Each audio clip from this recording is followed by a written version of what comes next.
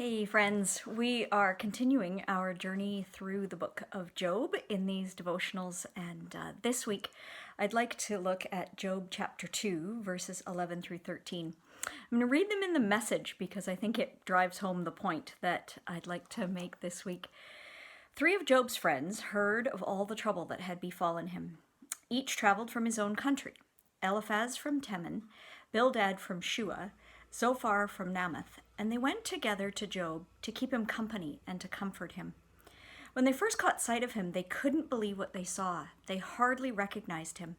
They cried out in lament, ripped their robes, and dumped dirt on their heads as signs of their grief. Then they sat with him on the ground. 7 days and 7 nights they sat there without saying a word. They could see how rotten he felt, how deeply he was suffering.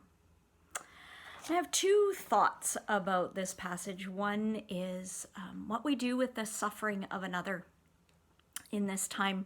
We can't travel from afar to sit with those in pain, but we can zoom in and we can FaceTime and we can text. And I guess my question is around how we sit with another's pain. Do we offer advice all the time? Do we enter in? Do we tell them what to do and how to feel? Or do we sit in the dirt with our friends who are suffering? 7 days is a long time to sit still with someone. And then I was thinking about our own grief. And as we sit with our own grief, Job sat still for 7 days. And I wonder about that in myself.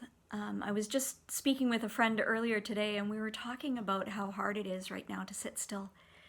And so as we feel our own grief and losses, I'd encourage you to find a way to sit still for long enough to feel what we feel, to suffer, and then to cry out to God, or maybe even in the midst of that to cry out to God, and to just be with our suffering. It's hard to do, but that's the challenge I'm kind of leaning into, both with other people and with myself. So take care, friends. May your suffering be short. Take care. Bye.